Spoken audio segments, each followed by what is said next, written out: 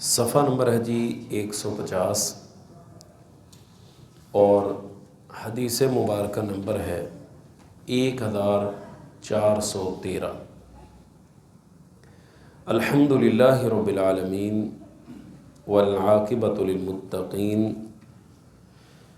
والصلاة والسلام علی سید الانبیاء والمرسلین اما بعد۔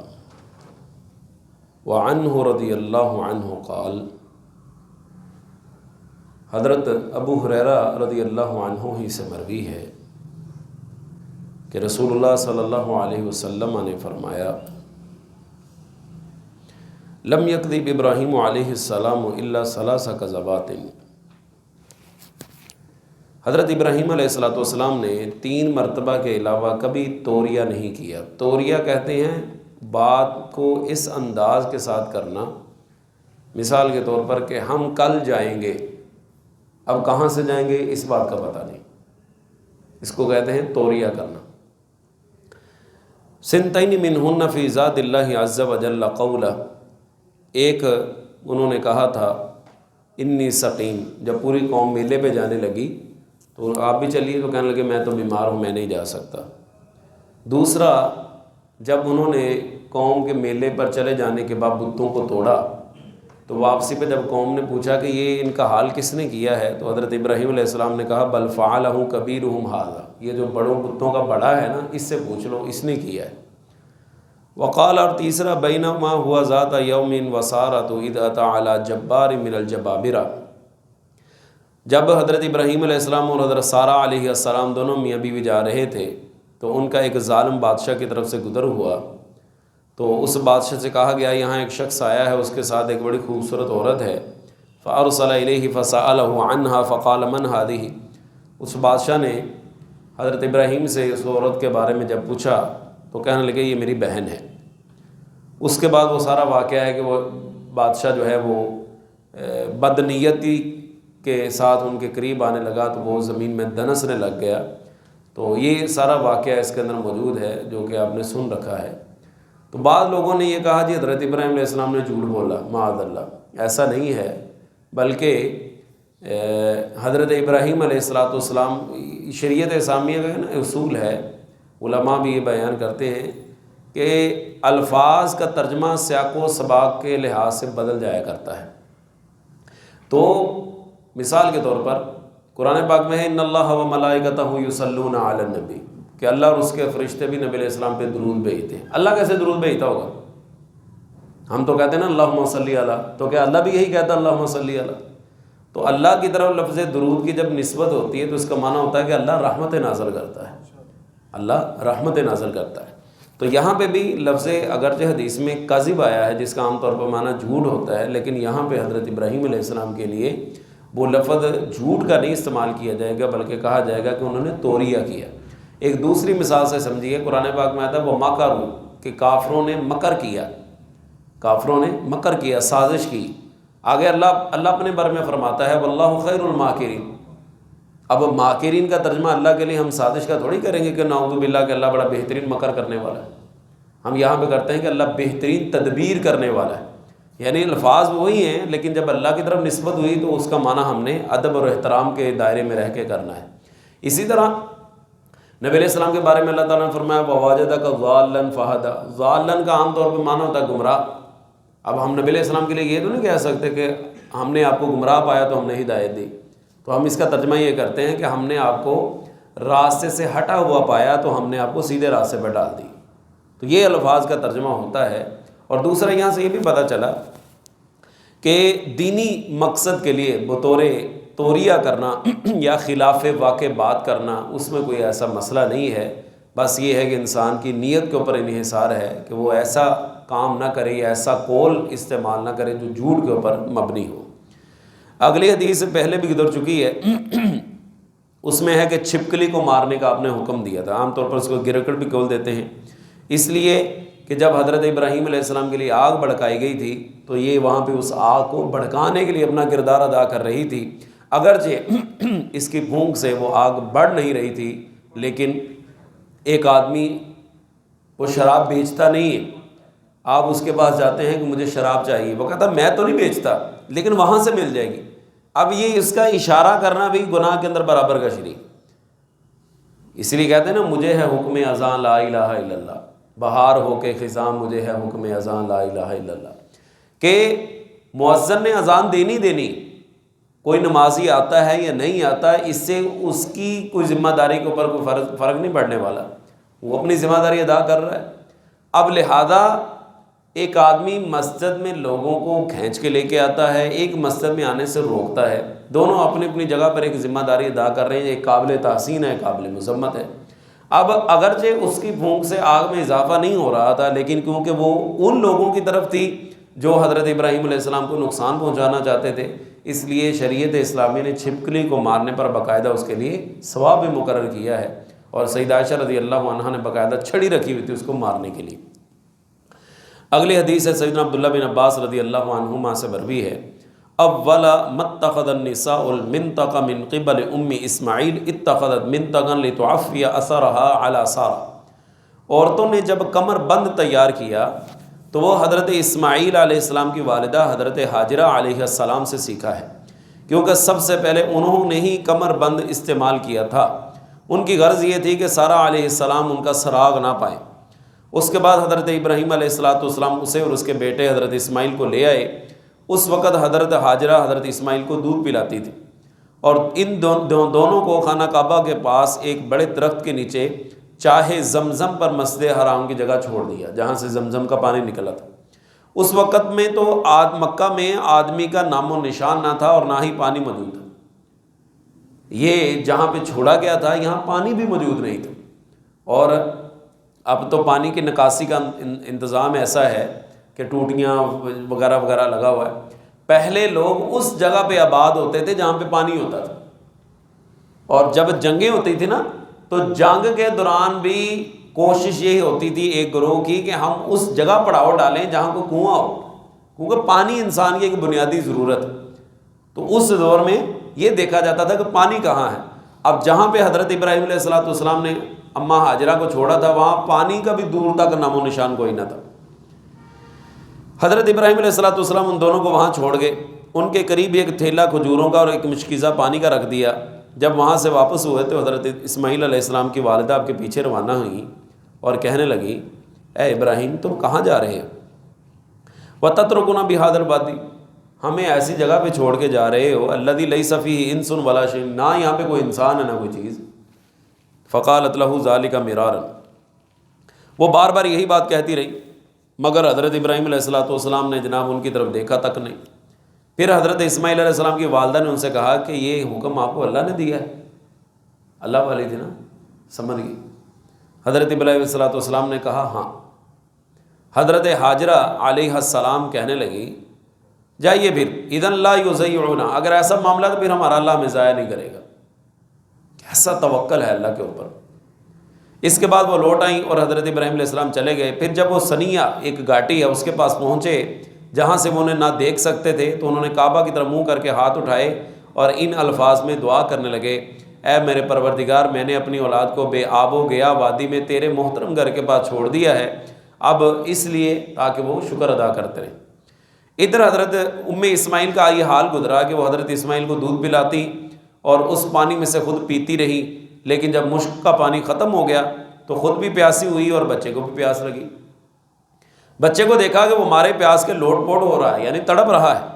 بچے کی یہ حالت ان کے لیے ناقابل دی تھی، اس لیے اٹھ کر چلی تو صفا پہاڑی کو بنسبت دیگر پہاڑوں کے قریب پایا۔ وہ اس پر کھڑی ہو کر وادی کی طرف دیکھنے لگی تاکہ وہ کسی کو دیکھے، لیکن اسے وہاں کوئی نظر نہیں آیا۔ مجبوراً وہاں سے اتر کر نشیب میں نیچے اتری تو اپنا دامن اٹھا کر بہت شدت کے ساتھ دوڑی جیسے کوئی سخت مصیبت زدہ انسان دوڑتا ہے۔ پھر نشیب سے گزر کر مروہ پہاڑی پر چڑھی اور اس پر کھڑے ہو کر دیکھا کہ کوئی آدمی نظر آ جائے، لیکن وہاں بھی کوئی آدمی نظر نہ آیا۔ پھر انہوں نے اس طرح 7 چکر لگائے۔ حضرت ابن عباس رضی اللہ عنہما بیان کرتے ہیں رسول اللہ صلی اللہ علیہ وسلم نے فرمایا، لوگ اس لیے صفا مروہ کے درمیان سعی کرتے ہیں۔ یہ حضرت حاجرہ کا عمل اللہ کو اتنا پسند آیا کہ اللہ نے رہتی دنیا تک کے لیے یہ حج اور عمرے کا طریقہ کار اور حصہ بنا دیا۔ پھر اسی طرح جب 7ویں مرتبہ مروہ پر پہنچی تو انہوں نے ایک آواز سنی، خود بخود کہنے لگی خاموش، پھر انہوں نے خوب کان لگا کر سنا تو ایک آواز سنائی دی. اس کے بعد کہنے لگی تو نے آواز دی تو سنا دی، لیکن کیا تو ہماری فریاد رسی کر سکتا ہے؟ پھر اچانک انہوں نے زمزم کی جگہ ایک فرشتہ دیکھا جس نے اپنی ایڑی یا پر سے زمین کھودی، فوراً وہاں سے پانی بہنے لگا. پھر وہ اس کے گرد منڈیر بنا کر ایک حوض کی شکل دینے لگی اور پانی کے چلو بھر بھر کر اپنے مشک میں ڈالنے لگی. پھر ان کے چلو بھرنے کے بعد پانی کا چشمہ جوش مارنے لگا. حضرت ابن عباس رضی اللہ عنہما کہتے ہیں نبی علیہ الصلوۃ والسلام نے فرمایا اللہ تعالیٰ حضرت اسماعیل کی والدہ پر رحم فرمائے، اگر وہ زمزم کو اس کے اسی حال پر چھوڑ دیتی، یا یہ فرمایا کہ وہ پانی کا چلو نہ بھرتی، تو زمزم سطح زمین پر ایک بہنے والا چشمہ رہتا. راوی کہتے ہیں پھر ہاجرہ نے پانی پیا اور اپنے بچے کو دودھ پلایا. اس کے بعد فرشتے نے ان سے کہا کہ تم ہلاکت کا خوف نہ کرنا، تم ماری نہیں جاؤ گی، یہاں اللہ کا گھر ہے جس کو یہ بچہ اور اس کا والد بنائیں گے، اور اللہ تعالیٰ اپنے آدمی کو ضائع نہیں کرے گا. اس وقت کعبہ کا یہ حال تھا کہ وہ ایک ٹیلے کی طرح سطح زمین سے اونچا تھا.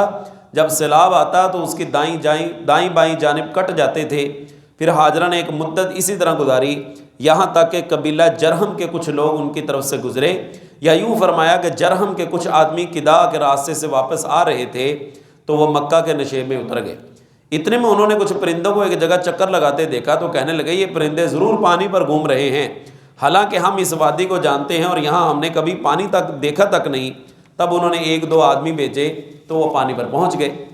پھر انہوں نے لوٹ کر ان لوگوں کو اطلاع دی، لہذا وہ سب لوگ چل پڑے. آپ نے فرمایا کہ ان لوگوں نے حضرت اسماعیل علیہ السلام کی والدہ کو پانی پر موجود پا کر دریافت کیا کہ کیا آپ ہمیں اپنے پاس قیام کرنے کی اجازت دیتی ہیں؟ انہوں نے کہا کہ اس شرط پر اجازت ہے کہ تمہارا پانی پر کچھ حق نہیں ہوگا، رہ لو لیکن پانی پر تمہارا اختیار کوئی نہیں. انہوں نے کہا ٹھیک ہے.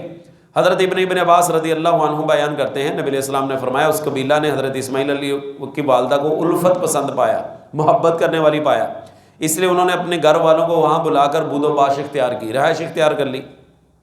یہاں تک کہ ان لوگوں کے وہاں کئی گھر بن گئے اور لڑکا بھی جوان ہو گیا اور اس نے ان سے عربی زبان سیکھ لی، اور ان لوگوں کے نزد حضرت اسماعیل علیہ السلام ایک پسندیدہ اخلاق آدمی ثابت ہوئے. جب وہ اچھی طرح جوان ہو گئے تو انہوں نے اپنے خاندان کی ایک عورت سے اس کی شادی کر دی. اس دوران حضرت اسماعیل علیہ السلام کی والدہ انتقال کر گئی. حضرت اسماعیل علیہ السلام کی شادی کے بعد حضرت ابراہیم اپنے بیوی بچوں کو دیکھنے آئے، لیکن اس وقت اسماعیل علیہ السلام سے ملاقات نہ ہو سکی. پھر آپ نے ان کی بیوی سے ان کا حال دریافت کیا تو اس نے کہا کہ ہمارے لیے اسباب معاش کی تلاش میں باہر گئے ہیں. پھر آپ نے اس سے ان کی گزر اوقات کے متعلق دریافت کیا کہ گھر کے حالات کیسے ہیں، تو بیوی نے کہا ہم سخت مصیبت اور تکلیف میں ہیں، ہمارے حالات بڑے خراب ہیں. غرض اس نے حضرت ابراہیم السلام سے بہت شکایت کی. یہ سن کر فرمایا کہ جب تمہارے شوہر آئیں تو ان سے میرا سلام کہنا اور کہنا اپنے دروازے کی چوکھٹ بدل لیں، اپنے گھر کی چوکھٹ بدل لیں. پھر جب حضرت اسماعیل علیہ السلام گھر آئے تو انہوں نے کوئی مانوس سی چیز پائی. اہلیہ سے پوچھا یہاں کوئی آیا تھا؟ وہ پنجابی کے اندر شعر کہتا نا شاعر، کہنا ماپیاں دی خوشبو اللہ وکھری بنائی ہے پر ہوندی بھی انہوں ہے جی دل دی صفائی. حضرت اسماعیل علیہ السلام کیا کہنے لگے یہاں کوئی آیا تھا؟ یعنی کہ ہاں اس طرح کا ایک بوڑھا آیا تھا اور اس نے آپ کے متعلق مجھ سے پوچھا تھا تو میں نے اسے آپ کے متعلق بتا دیا تھا. پھر اس نے زندگی کے حوال کے متعلق پوچھا، میں نے بتا دیا کہ زندگی بڑی تنگ اور مصیبت میں گزرتی. حضرت اسماعیل علیہ السلام نے پوچھا تو وصیت کی تھی بزرگوں نے؟ کہا ہاں کہتے تھے، آپ کا سلام دیا اور کہا دروازے کے چوکھٹ بدل لیں. کہنے لگے وہ میرے والد محترم تھے اور انہوں نے مجھے حکم دیا کہ میں تم سے علیحدگی اختیار کر لوں، لہذا تم اپنے گھر والوں کے پاس چلی جاؤ. الغرض حضرت اسماعیل علیہ السلام نے اسے طلاق دے دی اور انہی قبیلے میں سے ایک عورت دوسری سے نکاح کر لیا. پھر اللہ تعالیٰ کو جتنے دن منظور تھا حضرت ابراہیم علیہ السلام اپنے ملک میں ٹھہرے. اس کے بعد دوبارہ تشریف لائے لیکن مکان پر انہیں پھر نہ پایا. تو ان کی بیوی کے پاس گئے اور پوچھا کہ حضرت اسماعیل علیہ السلام کہاں ہیں؟ کہا جی وہ روزی روٹی کمانے کے لیے نکلے ہوئے. پوچھا حالات کیسے چل رہے ہیں؟ کہا جی الحمدللہ اللہ کا شکر ہے بڑی اچھی حالت اور کشادگی ہے. حضرت ابراہیم علیہ السلام نے پوچھا تم کیا کھاتے ہو؟ کہا گوشت کھاتے ہیں. پوچھا پھر کیا تم پیتے ہو؟ کہا پانی. پھر حضرت ابراہیم علیہ السلام نے ان کے لیے دعا کی، اے اللہ ان کے گوشت اور پانی میں برکت عطا فرما. نبی علیہ السلام نے فرمایا اس وقت وہاں غلہ نہ ہوتا تھا، اگر غلہ ہوتا تو اس میں بھی ان کے لیے دعا کرتے. اور آپ نے فرمایا کہ اہل مکہ کے علاوہ جو شخص بھی ان دو چیزوں پر ہمیشگی اختیار کرے گا یہ چیزیں اسے موافق نہ آئیں گی. حضرت ابراہیم علیہ السلام نے فرمایا کہ جب تمہارے شوہر آ جائیں تو اسے میرا سلام کہہ دینا اور کہنا کہ اپنے دروازے کی چوکھٹ کو باقی رکھے. حضرت اسماعیل علیہ السلام واپس آئے، انہوں نے پھر پوچھا کہ کوئی آیا تھا؟ انہوں نے کہا جی ایک بوڑھے شخص خوش وضع ہمارے پاس آئے تھے، اس نے ان کی تعریف کرتے ہوئے بتایا کہ انہوں نے مجھ سے تمہاری بابت پوچھا تھا، میں نے بتلا دیا کہ وہ فلاں کام پہ گئے ہیں، ہماری زندگی کے بارے میں پوچھا، میں نے کہا بڑا اچھا چل رہا ہے، پھر انہوں نے مجھے وصیت کی تھی کہ تمہارے گھر کی چوکھڑی ٹھیک ہے، اسے سلامت رکھنا۔ حضرت اسماعیل علیہ السلام کہنے لگے میرے والد محترم تھے اور وہ چوکھٹ تم ہی ہو، اس سے مجھے حکم دیا کہ میں تمہیں اپنے پاس رکھوں۔ پھر حضرت ابراہیم علیہ السلام جس قدر اللہ نے چاہا ان سے غائب رہے، اس کے بعد تشریف لائے، اور اس وقت حضرت اسماعیل علیہ السلام زمزم کے پاس ایک بڑے درخت کے نیچے بیٹھے اپنے تیر درست کر رہے تھے۔ تو جب حضرت اسماعیل علیہ السلام نے حضرت ابراہیم علیہ السلام کو دیکھا تو تعظیم کے لیے اٹھ کھڑے ہوئے۔ پھر دونوں نے وہی کچھ کیا جو باپ بیٹے کے ساتھ اور بیٹا اپنے باپ کے ساتھ کرتا ہے، پیار محبت کیا۔ پھر حضرت ابراہیم علیہ السلام نے کہا اسماعیل اللہ نے مجھے کام کرنے کا حکم دیا ہے۔ انہوں نے عرض کیا جو کچھ آپ کے پروردگار نے حکم دیا اسے ضرور کریں۔ حضرت ابراہیم علیہ السلام نے فرمایا تم میری مدد کرو گے؟ کہا جی ہاں میں آپ کی مدد کروں گا۔ کہا مجھے اللہ تعالیٰ نے حکم دیا ہے کہ یہاں گھر بناؤں، اور انہوں نے ایک ٹیلے کی طرف اشارہ فرمایا جو اپنے آس پاس کی چیزوں سے قدرے بڑا اونچا تھا۔ نبی علیہ السلام نے فرمایا اس وقت ان دونوں نے بیت اللہ کی بنیادیں اونچی کی۔ حضرت اسماعیل علیہ السلام تو پتھر لاتے اور حضرت ابراہیم علیہ السلام تعمیر کرتے تھے، یہاں تک کہ جب دیواریں اونچی ہو گئیں تو حضرت اسماعیل علیہ السلام یہ پتھر جسے مقام ابراہیم کہا جاتا ہے لائے اور اسے ان کے لیے رکھ دیا۔ چنانچہ حضرت ابراہیم علیہ السلام اس پر کھڑے ہو کر تعمیر کرنے لگے، اور حضرت اسماعیل علیہ السلام انہیں پتھر دیتے تھے۔ وہ دونوں یہ کہتے جاتے تھے اے ہمارے پروردگار تم ہم سے اس خدمت کو قبول کر لے، یقیناً تو سننے والا اور جاننے والا ہے۔ ایک لمبی حدیث ہے جس میں دونوں باپ بیٹے پیغمبروں کا تذکرہ ہے۔ یہاں پہ بہت ساری چیزیں بیان کی جا سکتی ہیں، لیکن میں فی الوقت صرف ایک چیز بیان کرتا ہوں، باقی اگلی مجلس کے لیے چھوڑ دیتا ہوں۔ انسان جو بھی عمل کرتا ہے، نماز پڑھتا ہے، روزہ رکھتا ہے، زکوٰۃ دیتا ہے، اگر اللہ تعالیٰ نے مال دیا ہے حج ادا کرتا ہے، ان سب اعمال کو کرنے کے بعد اپنے طور پر اللہ سے قبولیت کی دعا لازمی مانگے کہ یا اللہ یہ دعا قبول کر لے، یہ عمل میرا قبول کر لے۔ اب بیت اللہ کو تعمیر کرنا کوئی چھوٹا سا کام ہے، اتنا بڑا عمل کرنے کے بعد بھی اللہ سے کیا دعا کر رہے ہیں کہ یا اللہ یہ قبول کر لے، کیونکہ جس کا عمل اللہ کے دربار میں قبول ہو گیا یقین جانی وہ نجات پا گیا۔ اللہ تعالیٰ میرے اور آپ کے بھی تمام یہ ٹوٹے پھوٹے اعمال اپنی بارگاہ میں قبول فرمائے۔ وآخر دعوانا الحمدللہ رب العالمین۔